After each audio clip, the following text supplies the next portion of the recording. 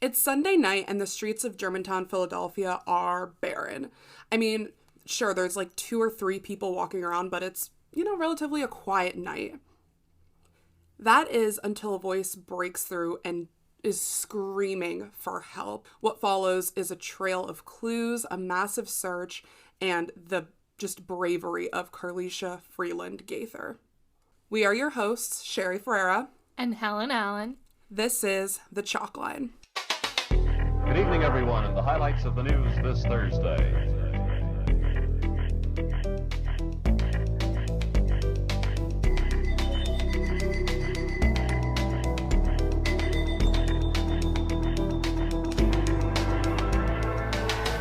Okay, it's Sunday, November 2nd. We're in 2014, and it's around 9:40 at night. I miss 2014, don't you? Right? Simpler times. So simple.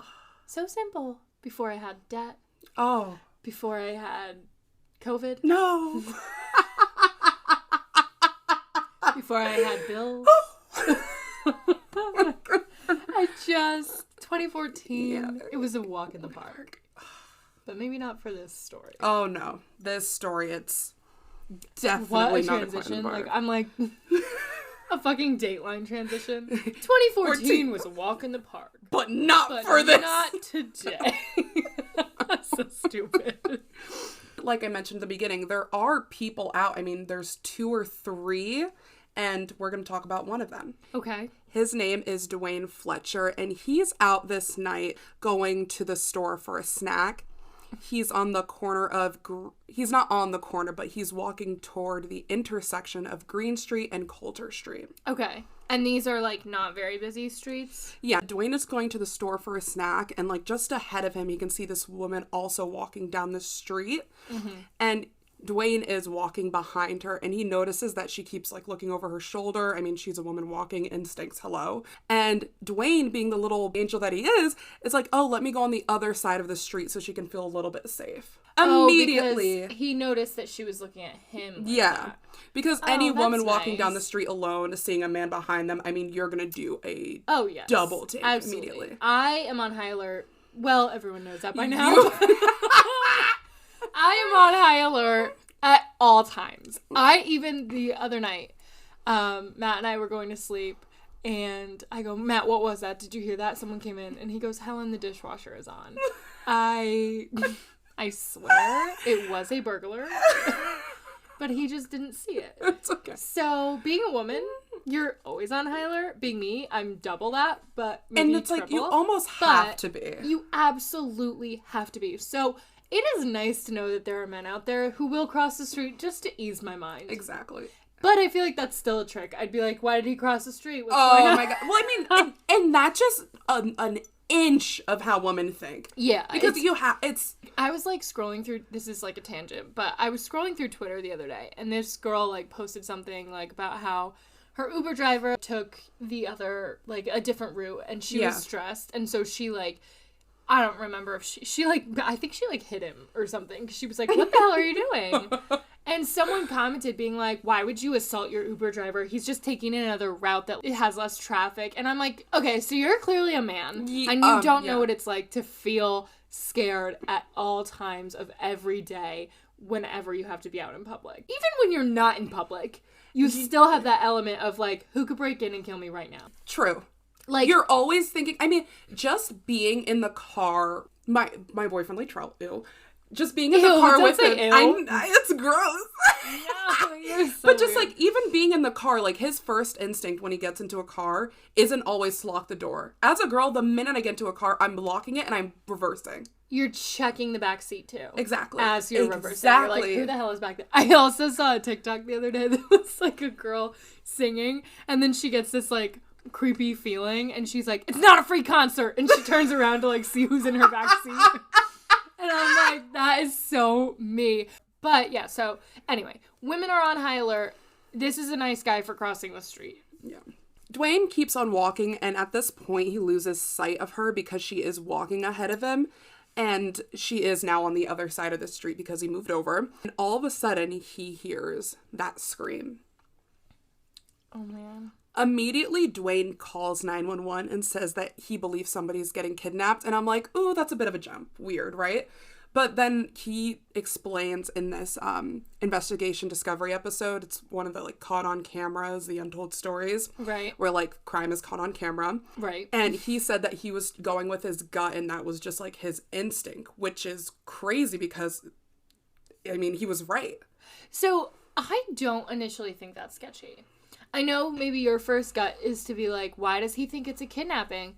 But I would. I mean, I'm on a street. I hear someone screaming help. That's either a burglary. Burglary. It's either a burglary or a kidnapping. And so, like, it's either or. Maybe something he's looking at, like, body language and cues. I mean, 100%, and I'm not completely familiar with Germantown, Philadelphia. I mean, I did look up the crime rates there, and it was high, but that doesn't speak to how the area is or the people is. Like, yeah. I'm just not familiar with it, so. Well, and not for nothing, like, I'm sorry, like, he did see the woman beforehand being nervous, so maybe that already made him feel like she had a reason to feel scared. That's true. I didn't even consider that, honestly. Yeah, so maybe he was just, like, already feeling like, uh-oh, this woman maybe is in danger, not by me, but someone else put her in danger and made her feel scared. So now when he hears her scream for help, he's like, oh God, it happened. Yeah. You know what I mean? Like he was almost waiting for, not waiting, but like. But like he could have anticipated that it would happen because she was so scared. 100%.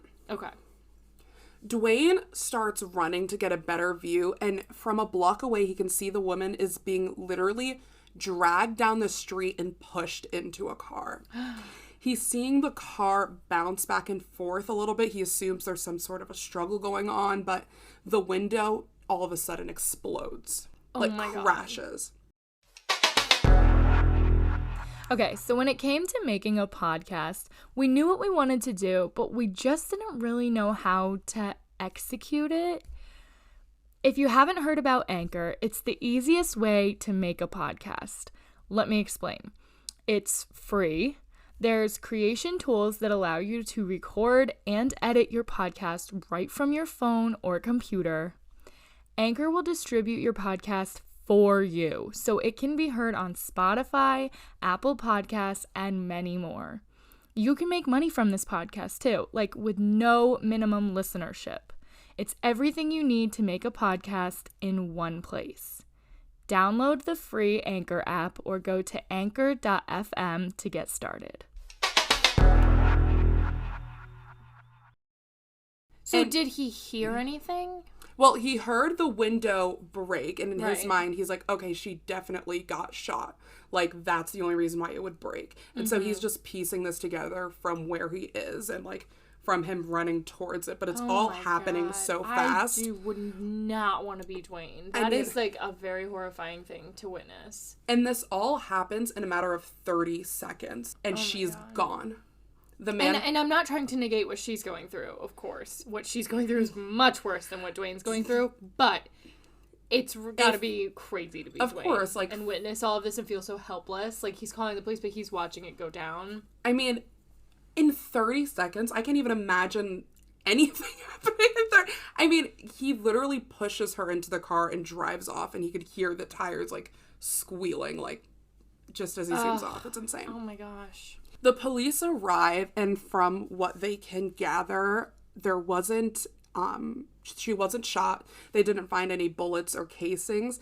They think that she broke the glass on purpose. Okay, because I was gonna say, I think he would have heard a gunshot. Gunshots like ricochet through the air. Yeah. You would never be present unless there was like a silencer or something on the gun. You would never like miss that and hear glass breaking instead. I feel like the gunshot would be louder than the glass. It's very distinct. Okay, interesting. So she probably broke the glass like to cry for help more. She's a fighter, damn. Exactly. And not only that, police find like in the middle of the street her glasses. And they're like, oh my God, she's leaving us clues. They find her glasses and they find her phone. This allowed them to identify her. Oh. I mean, I don't know if this was a thing in 2014, but, like, you know when, like, someone passes out, but their iPhone, like, gives all of their information? Like, date of birth, name, blood type, The little medical everything. ID. Yeah, so, like, maybe that was, like, filled out on her phone, so they were able to figure her out. Or even just, like, at the very least, like, they opened her phone up and saw who she was texting. They could get to the bottom of it very quickly. But regardless, that is a great thing to show, like, I'm not just some random girl. This is me.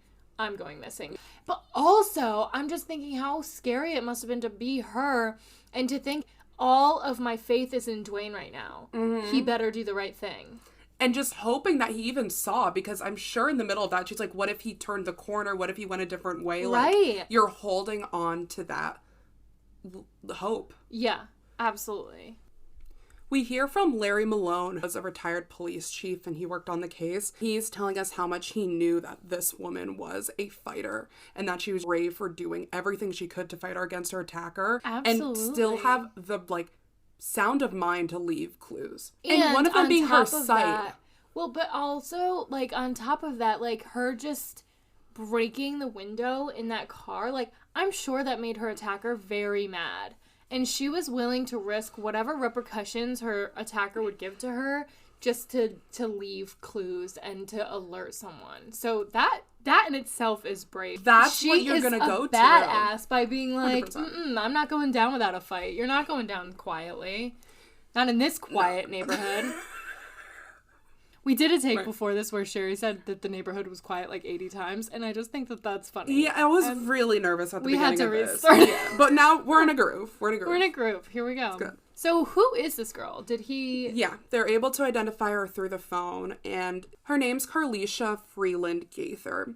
She's 22 years old, and she works as a nurse's aide.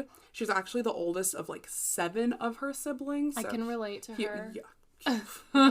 Do not know what that's like. I love her. Do not know what that's like. I can definitely relate to having a million siblings. She was actually on her way home from a family party. She went to go visit her godson. Oh my God. This happened. I mean, heartbreaking. So at the very least, though, that means that she does have a family that's going to be pushing and looking for her. Oh, yes. We get to hear more from her family after, and it's just so heartbreaking to see them sort of relive it through this episode of Investigation Discovery. I mean, they did a really good job with telling it and just letting you know how families who go through this feel. Mm-hmm. And it's just, it's amazing to watch. It's the next day, so Monday, November 3rd, and they started doing this huge search for Carlesha. From the footage, they're able to make out the man's car, and they estimate that it's a 2000 to 2002 dark gray Ford Taurus. There's no license plates, and the rear window is broken. So, I mean, that's really good because it's distinct. They can put out the alerts to the media, and they can find the car. Well, and also, no license plates. You would hope that, like, someone will pull him over. Yeah. A big thing of this case, like I said, is that it's crime caught on camera. That's the Investigation Discovery episode. Mm-hmm. And so they're able to see all this from a camera on the corner of Green Street and Coulter Street. Like, they're able to see her walking, being pulled away, and, like, the split second where she pulls back and drops her phone and her glasses. Oh, my gosh. They put out this video to the public, and it blows up internationally. Just this, like, quick abduction, which I have not seen before, but I've seen videos of people being taken up off the sidewalk. Yeah. Like, escorted straight into a car, and it terrifies me. Oh, it's horrifying. So I'm like, immediately I could see why that would blow up. Of course, yeah. Throughout the search, police are asking anyone who might know something to say something who was in the area that night. Keisha Gaither, her mom, speaks to the media and begs for whoever has Carlesha to, quote, just give her back, please give her back. She is very emotional. I mean, you see one of what I assume is Carlesha's brother, but it could have been another family member, physically holding her up, and it's truly, it's devastating to watch. Of course. I mean, I can't imagine, like, especially the fact that she was just at a family party. I'm sure her family is flooded with, like, the what ifs and the, like, oh, it's just so everything. Devastating. It really is. And there's so I'm really glad that everything does go right. I mean, the police are putting in the work. They're putting up a bunch of missing persons posters. and they really are working hard to find Carlesha. Mm-hmm. Keisha sat down Carlesha's mother, and she spoke with Investigation Discovery to explain what she was going through. She says, as a parent, your biggest fear is someone who wants to hurt your child. You always want to protect them. In the moment you can't, and her sentence sort of trails off, and you can just see her being in so much pain. They get a big break in the case very early on. Like a day into the search, they discover more footage. But it's not... where is the footage? Well, it's footage not from the night Carlesha was taken. It's recent footage of a man at an ATM using Carlesha's credit card. The bank video was recorded the morning after Carlesha was abducted, so Monday, November 3rd at 6:01 a.m. What's interesting, though, is that the bank is 80 miles south of Philadelphia. It's in Aberdeen, Maryland. Okay, so that's not crazy to have driven. What? Hello. I just had a very hard time saying that sentence. That's not crazy to have gone that far in, like, what was that, a day? But I think what's interesting is, like, what's making them go towards Maryland. Exactly. Random. Then at 6:03 the same day, the man is caught on camera at a different location.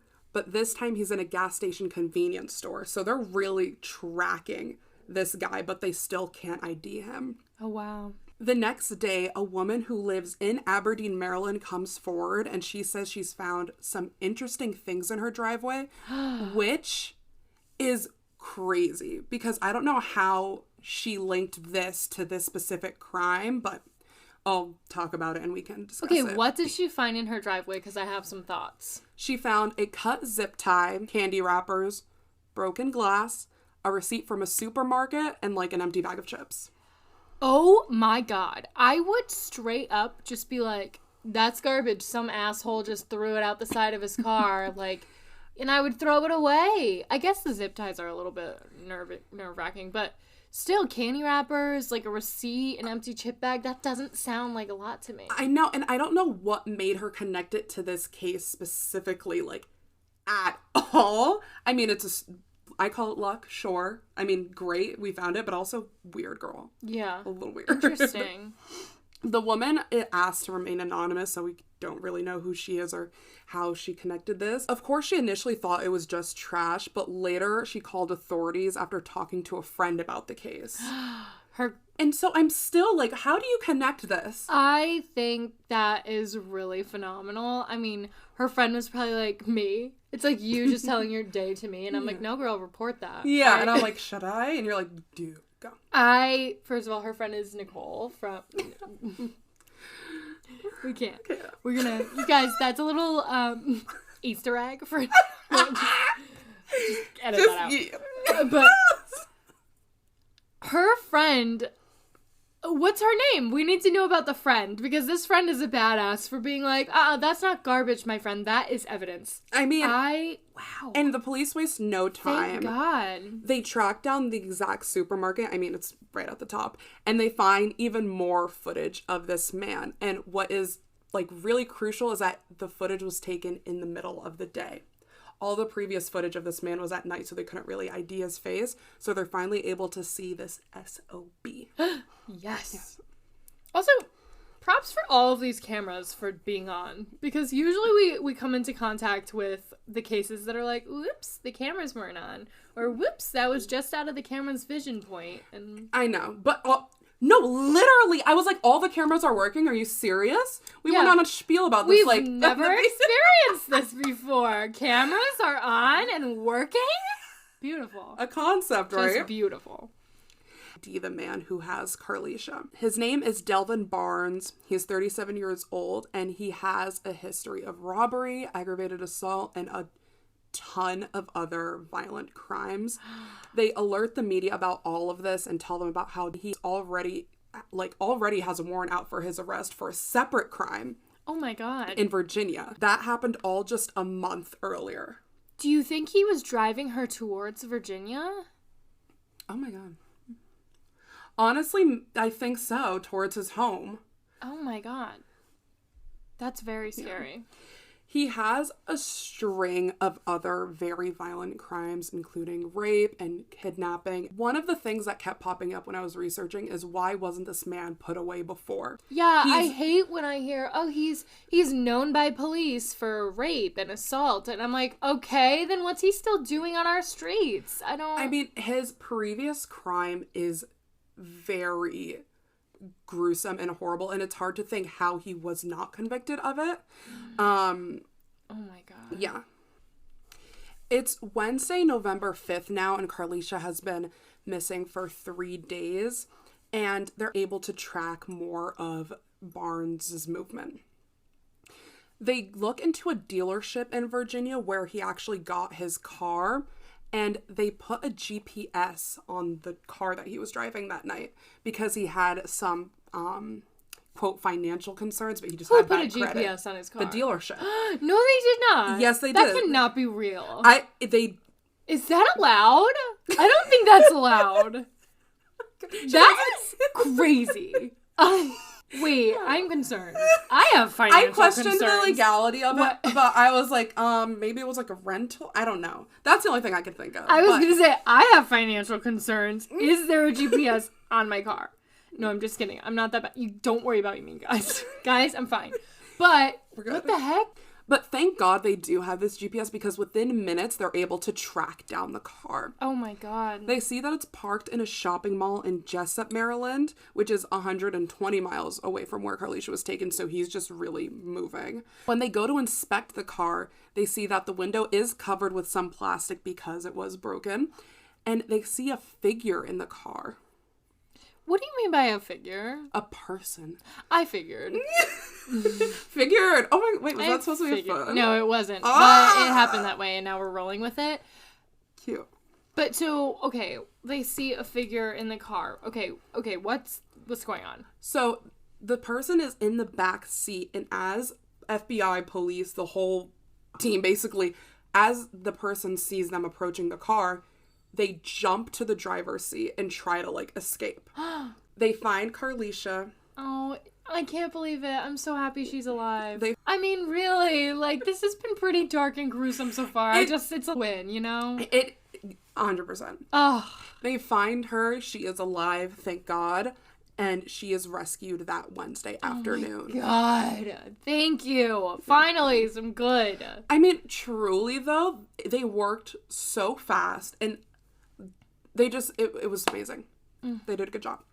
And the person in the car was Barnes. Okay. He was trying to, quote, bring her to see his kids, or trying to get home. And that was how he comes up with this very convoluted and obviously fake alibi or reason as to why he kidnapped Carlesha. So, but Carlesha's like, no, bitch, I don't know you, and I don't want to see your kids. 100%. Carlesha, This is so creepy. We hear from Carlesha in this investigation discovery episode, and she says that she remembers hearing a lot of yelling when they came towards the car, and she was just confused as to how they found her. Throughout this car ride of like 3 days with him being on the road, he periodically would abuse her and just make her climb through like the hole in the cup holder. You know how there's like to a get flat to the back of the car? To get into the trunk of the car and go forward. Barnes is held on federal charges of kidnapping, assault, and attempted murder from the previous case in Virginia a month ago, and it's just like lights out for him. Do we know anything about that case? We do. So from that case, it happened towards the beginning of October. He had kidnapped a 16-year-old girl in Richmond, Virginia. Done very horrible things. Trigger warning. He raped her, poured bleach and gasoline over her, and then made her dig like what was supposed to be her own grave. What in God's name is this man doing walking our earth? Like, I just don't get it. If the police found this man and he somehow was able to evade capture, evade being prosecuted, I can never understand.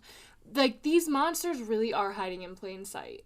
They are, because prior to this, which is, a prior on top of prior to this, he was charged for sexually assaulting his estranged wife. Estranged wife. That is having so her sad. captive and doing a bunch of things to her as well. Oh my god. Okay, I don't even want to hear them. Thankfully, the 16-year-old girl in Richmond escaped, but it was like so close to So not. she's okay. I mean, of course, she's I'm- dealing with what she has to deal with now, but she's alive and Yeah, she is alive. She was reported missing, like I said, in the beginning of October, like around the 1st. And on October 3rd is when she arrived at a business on Route 106 in Charles City County, Virginia. She was just 2 miles from Barnes' home, and she was naked, bleeding, and just covered in burns from the bleach and gasoline. oh my god. Horrifying, really. That's really such a sad story. And I'm so grateful that she's alive. And wow. This guy's not so good at kidnapping people, huh? Oh my god. It's just these, like, buffoons who get some sort of idea that they can do these and that they're the ones with these egos. Well, and I wonder, like, I'm not a psychologist, but I do wonder if it has something to do with, like, your intelligence level. I feel like these monsters who, A, have these urges, they also, B, their ego is way bigger than their intelligence. These are idiots who think no matter what, they're as good as it gets, and that they can do these things, and they can evade capture, and all this stuff. I think it's a lot of what you said with the ego, and I think they build up this sort of, like, complex over the years of just, like, to where they can rationalize doing it at that point. Right. Or not even rationalize sometimes. It's just... I don't even know if they feel like they need to rationalize it, or if they just... Yeah. They think what they're doing is totally cool, and they're almost rationalizing why... I don't even know. I guess they're just the whole what they think is that, like, the police are maybe crazy for going after them because they're not doing anything wrong in their heads, or if they are doing something wrong, they don't think it's necessarily actually wrong. It's just wrong by society's terms. But whatever. Regardless, we're never going to be able to understand these monsters. I'm just saying, thank God they're stupid too. Yeah. 100%. Carlesha is checked into a hospital and is reunited with her whole family. All 7 of them. Oh. Her little siblings, her mom, her grandma. It's amazing. Carlesha's abduction is totally random. We find out from Barnes that he stopped to ask her for directions, not planning on kidnapping her, or at least that's what he says. But when she goes to shake his hand, he doesn't let go immediately. And he pulls tighter and starts dragging her. Carlesha said she felt him grip tighter and she knew something was not right. Oh my god. In between those 30 seconds, she puts together that she is being kidnapped. I mean, for all she knows, she could be going to her death. I mean, she is still processing this whole thing. The second that you're getting kidnapped, you're like, all bets are off. Yeah. I don't know what the hell is going to happen to me next. She forms this plan and executes it perfectly by leaving her glasses and, like I said, the phone on the ground. And she said that she knew, or not that she said that she knew. She was, like, hoping that... Yeah, she was hoping that someone would see it and see that she was trying to get home and that obviously something, like, went wrong. Like, someone wouldn't just leave their phone and glasses together, you know? Because maybe if someone just saw a phone, they could be like, oh, someone, free phone. Yeah. Or free glasses. But them together, you know? It blows my mind as someone who depends on glasses to see as well, Carlesha, that she left her vision behind. Right. Like, she is just seeing blurs. Absolutely. She is now... She has put all of her cards on the table. She has no idea where she's going next, but she's like, God, I hope that man who was behind me saw something.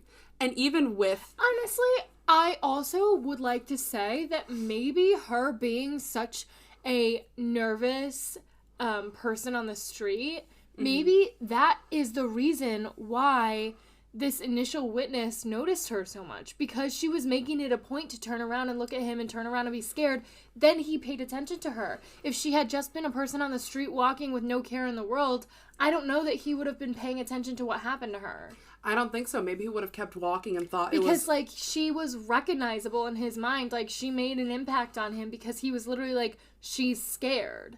You know? Like, I feel like that in itself saved her life, that she was being so cautious from the start, even when there was no danger yet. Agreed. I think it could have easily went the other way of, oh, like, they clearly know each other, they're shaking their hands, of just walking by and seeing it. Right, but it was the whole thing of her being scared in the first place that he spent that extra few seconds looking at her and being like, uh-oh, 100%. this seems like danger. And that's what led to his gut to be like, oh no, this girl is getting kidnapped. Because I think if she wasn't initially scared and didn't tip him off to the fact that she was initially scared, it maybe wouldn't have made him call the police over her getting in that car. I agree. 100%. So, honestly, Carlesha, you and I, we are high-strung, but that saved her life. And that is so... I mean, it truly did. Hell yeah, Carlesha. I'm so proud of her. I mean, that sounds cheesy, but that is like, she did everything she could to save her life, and then she executed it perfectly, like you said. And even with, like, all of this happening, we get to hear about how she broke the window. Oh. So she notices that there's a hammer underneath his seat, and she snatches it up. I was wondering if she did it with her fist. I was like, damn, Carlesha, If girl. Carlesha did, I would be like... She also has the presence of mind to leave behind clues.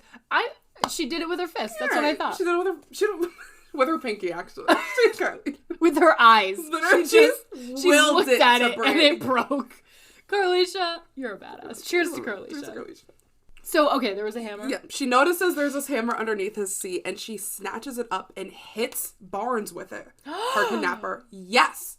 Oh Girl, my god. There is blood everywhere, and she thought because the car got so quiet that he had passed out. Again, she can't really see, but I mean, clearly enough for her to pick up that hammer, and I'm like, she can't see, but she's like, that's the bitch that took me. Bah.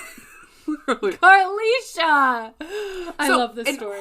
She is phenomenal. She is. And she's like, the best. In her mind, he's passed out, so she smashes the window to try to escape again.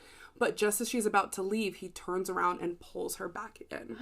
Because he was not passed out. He was just nursing the injury. Oh my god.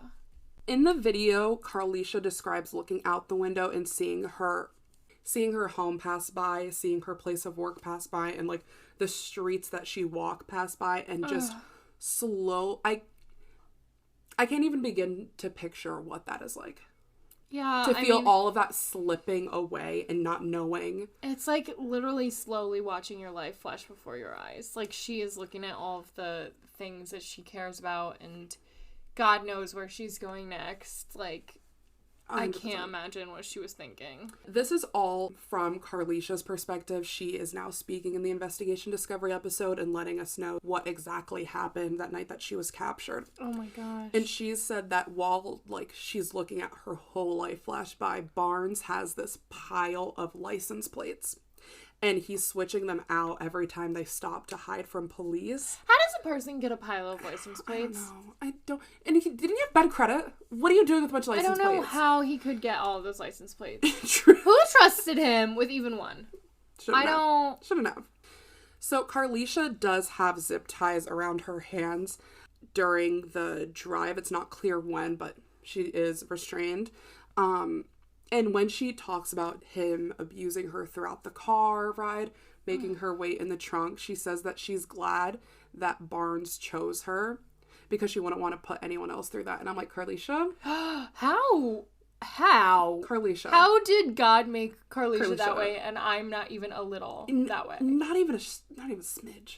As she's recounting this, she is very emotional, but like she just is so present, so like you could just tell how intelligent she is. Carlesha is the type of person that changes our world. Right. Really. Like, and it's like, I know that sounds cheesy, but it's really so true. Carlesha is the type of person that creates laws to make people more safe. She's the type of person that little kids can look up to. She is really a fighter, a badass, but also just like a whole person.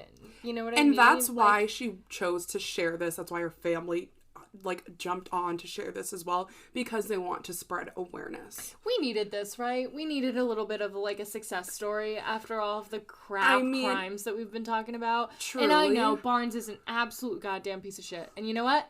He's burning in hell as soon as he gets there.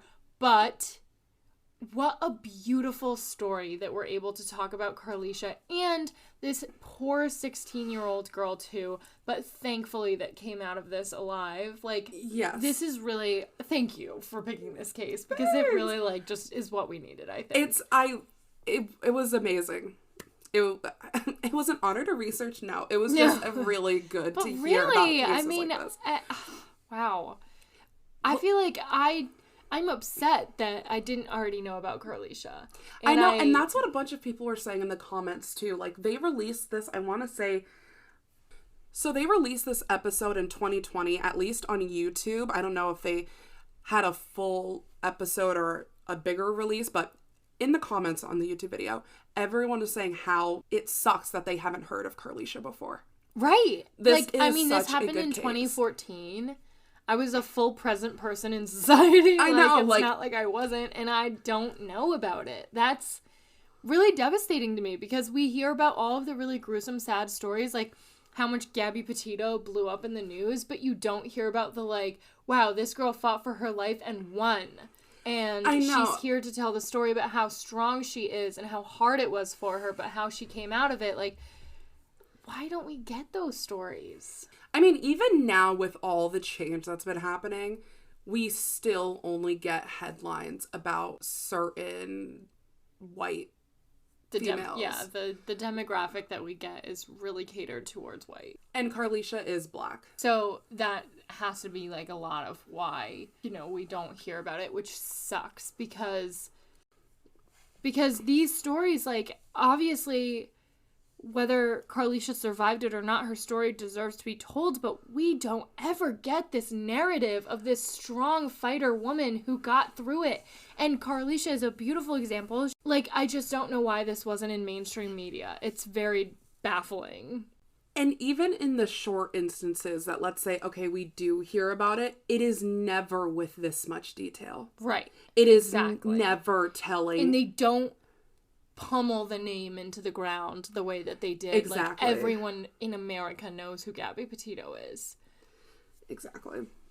But it's just the deliberate silence on missing Black women and men. Some of these cases of, like, missing Black women or men, they just don't have enough resources for us to look through. And that is so sad, because we want to tell the story the best we can.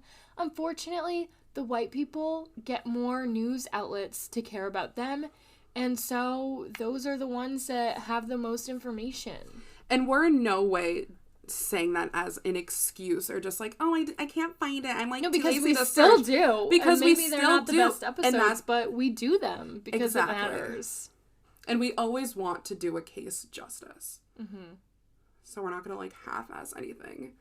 With all that being said, this was Carlesha's story. Barnes went away for 35 years in prison.